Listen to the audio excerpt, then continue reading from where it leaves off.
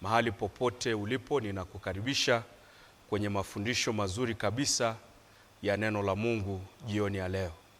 Mimi ni rafiki yako mchungaji Elisha Zakaria Masangwa, na tuombe. Baba, katika jina la Yesu Kristo mwana wa Mungu uliye hai, tunakuja mbele za uso wako kwa unyenyekevu mkubwa sana, tukiomba kibali, tukiomba neema machoni pako kwa ajili ya mafundisho ya neno la Mungu jioni ya leo. Ukawe pamoja nami na ukawe pamoja na mtazamaji wangu mahali popote alipo. Neema yako na kibali chako Mungu wa mbingu na nchi ikasimame kwa ajili yetu kutuhudumia kupitia Roho wako Mtakatifu ambaye ni mwalimu wa kanisa. Katika jina la Yesu Kristo mwana wa Mungu aliye hai, nenda ukatamalaki katika ibada hii. Bwana, tukauone wema wako na tukaone utukufu wa mwana wa Mungu atokaye kwa Baba. Katika jina la Mungu Baba, Mwana na Roho Mtakatifu tunaomba na kushukuru. Amen. Bwana Yesu asifiwe sana. Tuna somo jipya siku ya leo ambayo ina kichwa cha somo kinachosema jinsi ya kumfanyia Bwana ibada yenye matokeo makubwa. Jinsi ya kumfanyia Bwana ibada yenye matokeo makubwa. Tutaongozwa na neno la Mungu kutoka kwenye kitabu cha Injili ya Yohana Mtakatifu mlango wa 4 mstari wa 24. Injili ya Yohana Mtakatifu mlango wa 4 mstari wa 24. Neno la Mungu linasema, Mungu ni roho, nao wamwabuduo yeye imewapasa kumwabudu katika roho na kweli. Mungu ni roho, nao wanaomwabudu imewapasa kumwabudu katika roho na kweli. Formula ya ibada ilianza tokea kwenye kitabu kile cha Mwanzo kabisa. Kulikuwa kuna familia moja ya watu wawili yenye watoto wawili, ndugu wa tumbo moja. Mmoja aliitwa Kaini na mwingine aliitwa Abili. Nao walikuwa wanaenda mbele za Mungu kumfanyia Bwana ibada. Maandiko yanasema Kaini alipeleka sadaka kwa Bwana ambayo alikuwa ni mkulima, kwa hiyo akapeleka mazao ya ardhi sadaka kwa Bwana. Na Abili naye akapeleka wanyama sadaka kwa Bwana kwa sababu alikuwa mfugaji. Ninachotaka uone hapa, kila mmoja alijipeleka mbele za uso wa Mungu kwa ajili ya kumfanyia Bwana ibada. Maandiko yanadhihirisha kwamba sadaka ya Kaini ilikataliwa. Kwa nini? Hakuitoa sawasawa. Maandiko yanasema kama ukifanya vyema hutapata kibali. Kwa hiyo kuna ibada ambayo mtu anaweza akaingia ibadani akapata kibali, na kuna ibada nyingine unaweza ukafanya na usipate kibali. Lakini ni vizuri kila mmoja anapokwenda mbele za Mungu aweze kupata matokeo mazuri kwenye ile ibada, apate matokeo mazuri kwenye ile ibada. Sasa Yohana anatuambia ili uweze kutoka na matokeo yaliyo sahihi, utoke na matokeo yaliyo mazuri, ni vizuri ukamwabudu Mungu katika roho na kweli. Katika roho na kweli, ibada inayotoka rohoni, ibada iliyobeba ukweli wa neno la Mungu, ibada iliyobeba uaminifu, ibada iliyobeba kibali mbele za Mungu, ni ibada ambayo itakusababishia matokeo makubwa sana kwenye maisha. Tunaweza tukaingia ibadani, kuna wengine watatoka na matokeo mazuri na kuna wengine hawatatoka na matokeo yoyote, au wakatoka na matokeo mabaya. Pale tunapoingia ibadani tunatofautishwa na matokeo tuliyotoka nayo.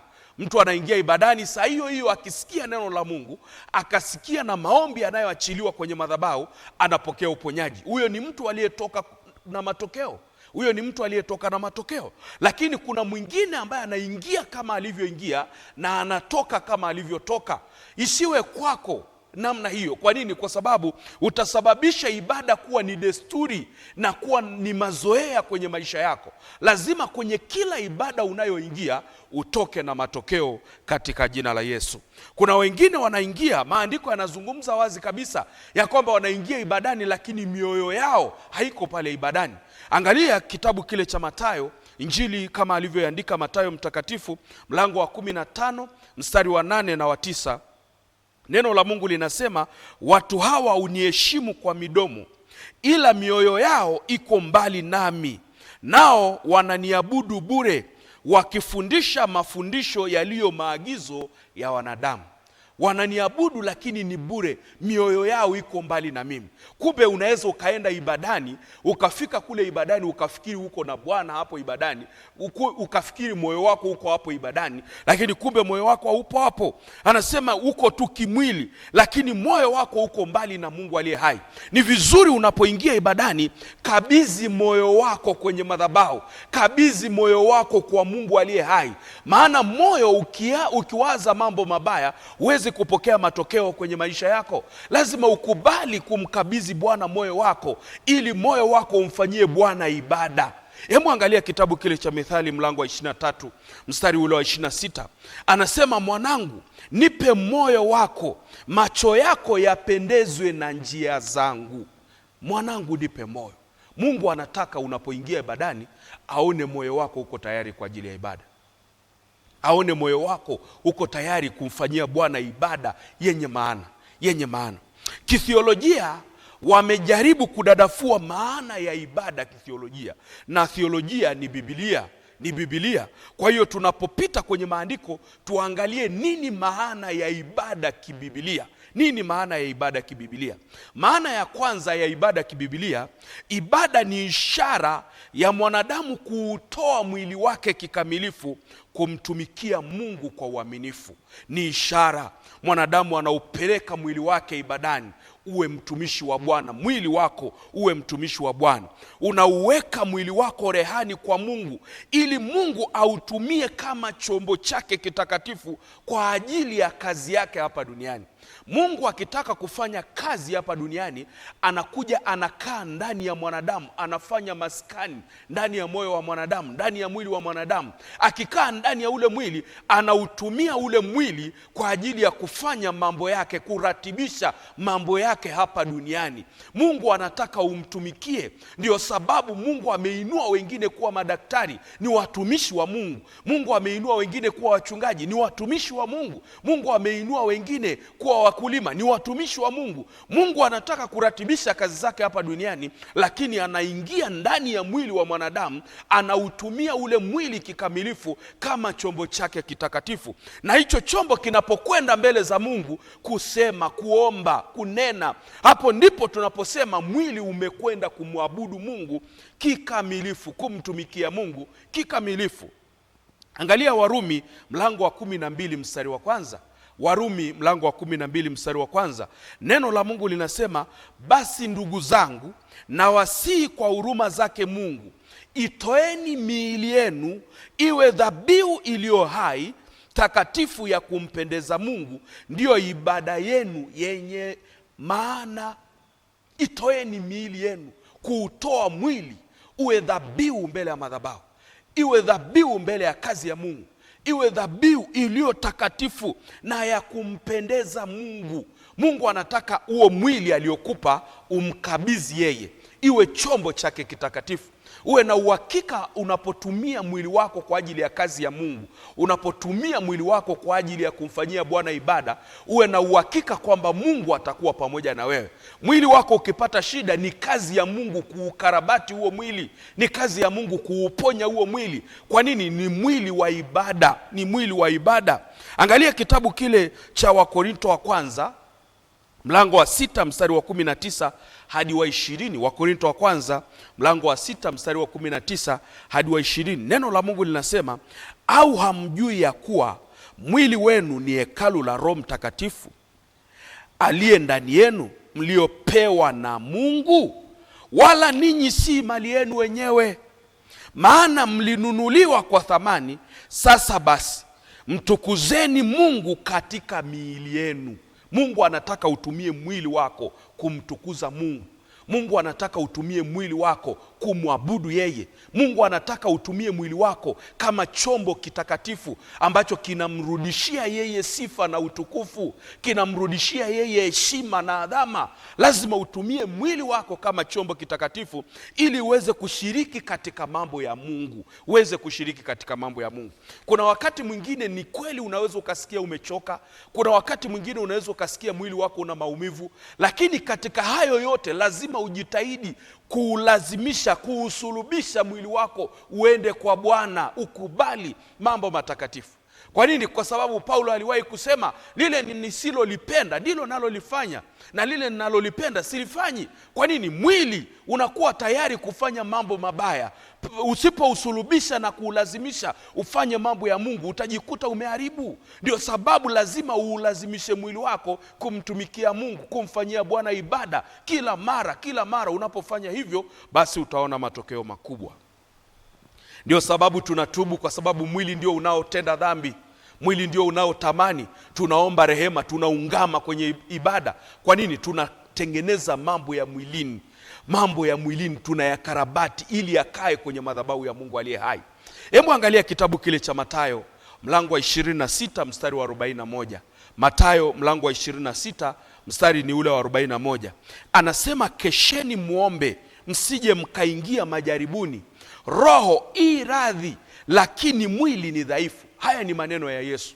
Anasema moyo unaweza ukawa tayari kumwabudu Mungu. Roho inaweza ikawa tayari kumwabudu Mungu, lakini mwili ni dhaifu. Kuna saa mwili unakunyima kuabudu. Kuna saa mwili unakunyima kuomba. Kuna saa mwili unakunyima kufanya ibada. Anasema kesheni mkiomba. Ile namna ya kuomba ni kuusulubisha mwili na kuulazimisha mwili kwenye mambo ya ibada. Lazima ulazimishe mwili wako ufanyike kuwa dhabihu itakayomtukuza Mungu aliye hai kwenye madhabahu. Lazima ujitahidi kwenye hilo eneo. Yesu Kristo anasema, roho yangu iko tayari. Roho yangu inataka kuabudu, roho yangu inataka kuomba, lakini mwili unakataa. Na aliongea sentensi hii akiwa amefika kwenye mlima wa maombi. Ameenda na watu watatu. Alienda na Yohana, alienda na Yakobo na alienda na Petro. Lakini wale wanafunzi walizidiwa na usingizi. Akawaambia, mwezi hata kukesha hata kidogo. Akawaambia, kesheni msije mkaingia majaribuni. Lazima ulazimishe mwili wako kufikia kwenye ibada yenye matokeo. Lazima usemeshe mwili wako ili ifanye ibada yenye matokeo makubwa. Ndani ya kusulubisha mwili kuna kushinda majaribu, kuna kushinda tamaa, kuna kushinda changamoto, kuna kushinda vita. Unapousulubisha mwili wako ukakubali kumfanyia Bwana ibada, utaona matokeo makubwa sana kwenye maisha yako. Sasa namna ya kuutoa mwili wako ili kumfanyia Bwana ibada ya kweli. Namna ya kuutoa mwili wako ili kumfanyia Bwana ibada ya kweli. Namna ya kufanyia. Namna ya kwanza, tumia mwili wako mbele za Mungu kama dhabihu iliyo hai. Tumia mwili wako mbele za Mungu kama dhabihu iliyo hai. Utoe huo mwili uwe dhabihu iliyo hai. Anapozungumza, ndugu zangu, na wasii kwa huruma zake Mungu, itoeni hiyo miili yenu iwe dhabihu iliyo hai. Dhabihu iliyo hai ni dhabihu inayotembea, inayozungumza, inayopumua, inayotumia pumzi ya Kristo. Mungu hataki dhabihu iliyokufa. Mungu anataka dhabihu iliyo hai. Mtumikie Mungu ukiwa na nguvu. Mtumikie Mungu ukiwa hai. Mtumikie Mungu ukiwa na uwezo. Dhabihu iliyo hai unapoitoa mbele za Mungu inapata kibali, inapata harufu nzuri mbele za Mungu. Tumia mwili wako kumtumikia Bwana. Tumia mikono yako. Unafanya kazi lakini unamtumikia Mungu. Unafanya kwa bidii, unamtumikia. Ibada ya kweli. Fanya ibada ya kweli. Maamuzi yako yawe ya kumpendeza Mungu katika mwili wako. Matendo yako yawe ya ushuhuda yenye utukufu wa Mungu. Lazima unapotumia mwili wako kama dhabihu, inakuwa na ushuhuda wenye utukufu wa Mungu. Muda wako, toa muda uwe sadaka kwa Bwana. Unapotoa mwili wako, unatoa na muda wako. Unatoa na mazingira ambayo Mungu amekupa heshima, amekupa afya tele, amekupa neema na kibali, amekupa nguvu. Unatoa kama dhabihu. Matokeo yatakuja kwenye maisha yako pale ambapo utakubali kuutoa mwili wako iwe ni dhabihu ya kweli mbele za uso wa Mungu. Pointi ya pili, takasa mwili wako ili uheshimu mambo ya Mungu. Takasa huo mwili. Takasa mwili wako uheshimu mambo ya Mungu.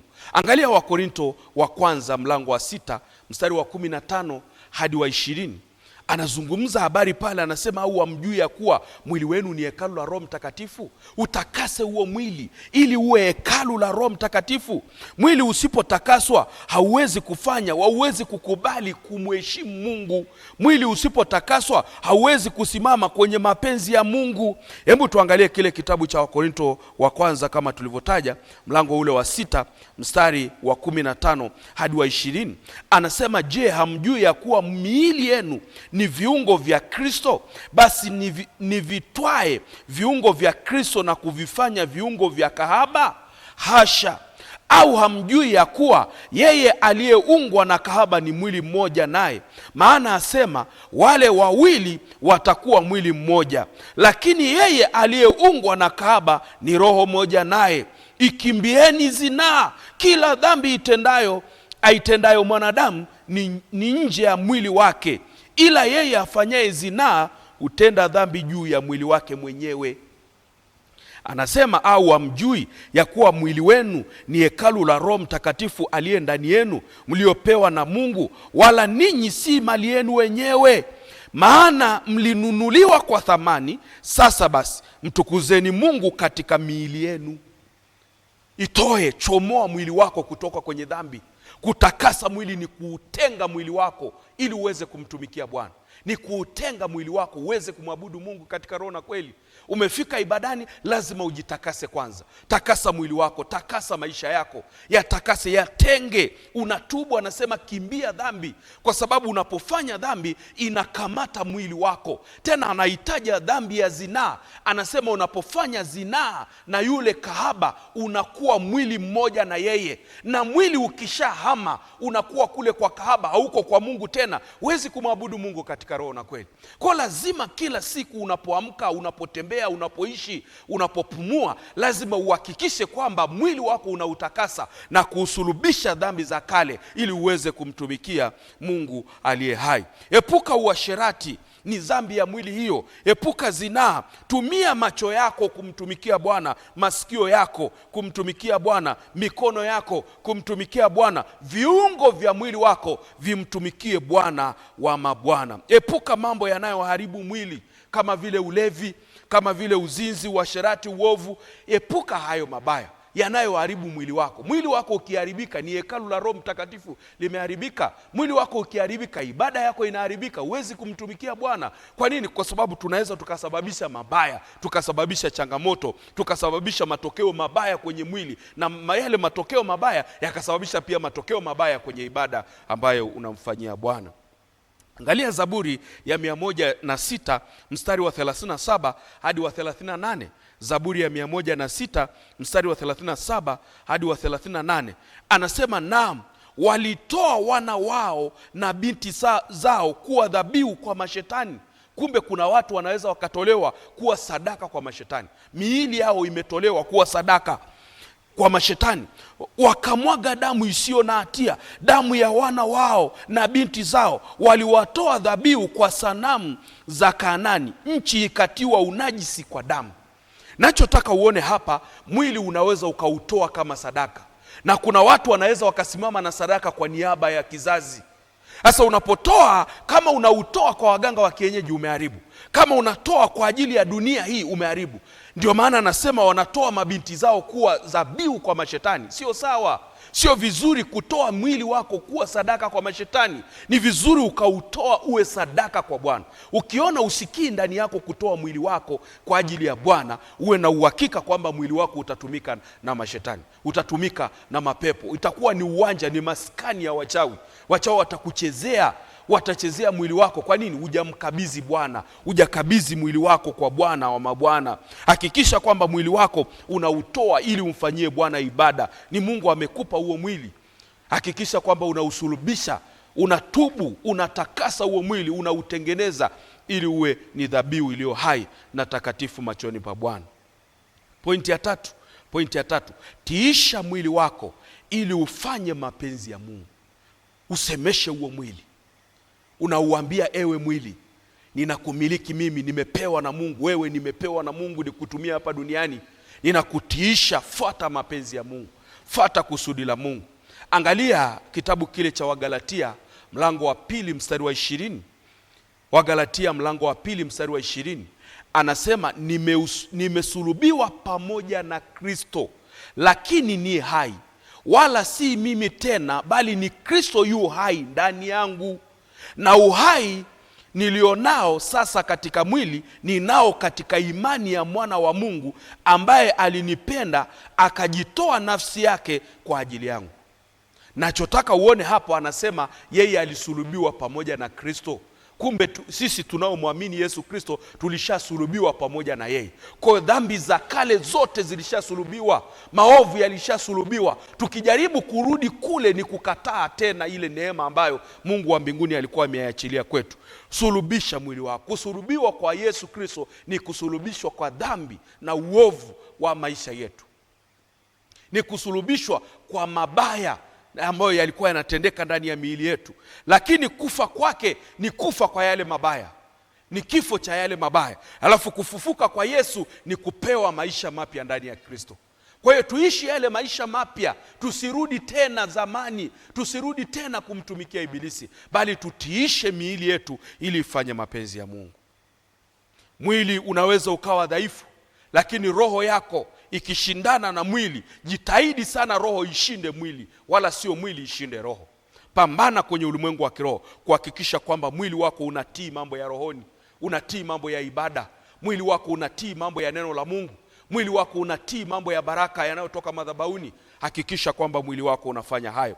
Pointi ya 4 kwa leo. Pointi ya 4, weka mwili wako wakfu kama silaha ya haki. Kuna saa mwili unakataa kuwa silaha ya haki, haitaki kutenda haki. Unasikia ndani yako unachemka kusema uongo, unasikia ndani yako unachemka kufanya mabaya, unasikia ndani yako unachemka kufanya uzinzi, unasikia ndani yako unachemka kufanya wizi. Mwili unachemka. Sasa lazima uhakikishe mwili wako unaukontrol, unauweka wakfu, ufanye mambo mema katika Bwana, ufanye mambo mema katika Bwana. Angalia Warumi mlango wa 6 mstari wa 13. Warumi mlango wa 6 mstari wa 13 anasema, wala msiendelee kuvitoa viungo vyenu kwa silaha za dhuluma kwa dhambi, bali jitoeni wenyewe kwa Mungu kama walio hai baada ya kufa, na viungo vyenu kwa Mungu kuwa silaha ya haki. Anazungumza hapa, anasema msiendelee kuvitoa viungo vyenu kufanya dhuluma duniani. Usitumie mikono yako kuchukua kitu ambacho hujapewa. Usitumie mwili wako kuchukua mali za watu wengine, usitumie. Anasema itoeni kwa Bwana, kwa sababu tayari ninyi mlishakombolewa kwa damu ya thamani. Kama ulishakombolewa, usulubishe ule mwili wako ili uweze kufanya mapenzi ya Mungu, kufanya kusudi la Mungu, kufanya haki. Usulubishe huo mwili. Mwili ukikubali, ukiingia tu ibadani, ibada yako itakuwa nyepesi mno. Utafanya ibada kwa muda mfupi sana, lakini utaona matokeo makubwa sana kwenye maisha yako. Utaona matokeo makubwa sana kwenye maisha yako. Pointi ya 5, ombea mwili wako ushindi dhidi ya matamanio ya mwili. Uombee huo mwili ili uweze kupata matokeo mazuri kwenye ibada. Lazima uombee huo mwili ili ushinde matamanio. Mwili, macho yanaangalia vibaya, mwili unaangalia vibaya, unatamani vile vya duniani. Lazima uombee huo mwili wako, huo mwili wako. Wagalatia mlango wa 5 mstari wa 16 hadi wa 17 anasema, basi nasema enendeni kwa roho, wala hamtazitimiza tamaa za mwili, kwa sababu mwili hutamani ukishindana na roho, na roho kushindana na mwili, kwa maana hizi zimepingana, hata hamwezi kufanya mnayoyataka. Kuna vitu tunataka kufanya lakini tunaacha kufanya, tunafanya ambaye hatuyataki. Maombi ya kila siku unavyofanya, jitahidi kukataa yale matamanio ya mwilini ambayo yanakuharibia wewe mahusiano na Mungu aliye hai. Neno la Mungu liwe chakula cha mwili wako. Epuka mazingira yanayochochea dhambi. Usitengeneze mazingira yanayochochea dhambi. Ibada yenye nguvu huanzia kwenye ushindi dhidi ya mwili, matamanio ya mwili. Lazima ushinde kwanza, ili yale matamanio yakishakufa uweze kushinda katika kufanya ibada yenye matokeo. Pointi ya 6, tumia mwili wako kama chombo cha utakatifu au chombo kitakatifu mbele za Mungu. Tumia huo mwili, uambie huo mwili, wewe ni chombo kitakatifu cha Bwana. mwili wako utambue. Ukizoea kuuambia mwili wako kila siku, utakuwa unafanya ibada ambayo ina matokeo makubwa sana. Wakorinto wa kwanza mlango wa 10 mstari wa 31 anasema, basi mlapo au mnywapo au mtendapo neno lolote, fanyeni yote kwa utukufu wa Mungu. Mwili wako utumie kwa ajili ya kazi ya utukufu wa Mungu. Kazi yako iwe ni ibada. Kazi yako ni mahusiano na Mungu, ni kutengeneza mahusiano na watu, pia watu wema, watu ambao mnaweza mkamwabudu Mungu pamoja. Maisha yako yote yajawe na ibada yenye mfano. Kila siku unapopata nafasi, jitahidi kufanya ibada yenye matokeo. Mungu wa mbinguni akupe neema ya kutumia mwili wako kikamilifu kama dhabihu iliyo hai na takatifu ya kumcha Bwana, ya kumtumikia Bwana. Mungu akupe matokeo makubwa unapoingia ibadani. Unapoingia kwenye chumba chako cha ibada kumwabudu, hebu ingia ukijua kwamba ninaenda na mwili wangu huu ni hekalu la Roho Mtakatifu. Nitakutana na Mungu kwenye ibada hii. Nitakutana na baraka za Mungu kwenye ibada hii. Nitafanikiwa kwenye njia zangu. Tamka yaliyo mema. Tamka yaliyo mema. Utamkie huo mwili wako mambo yaliyo mazuri. Tamkia huo mwili wako mambo ya baraka. Tamka uponyaji kwa ajili yako. Tamka furaha kwa ajili yako. Tamka amani kwa ajili yako katika jina la Yesu. Na Mungu akupe hayo kama neno la Mungu linavyoagiza. Upate baraka za Mungu na utembee katika neema hiyo siku zote za maisha yako, wala usipungukiwe lolote. Amen.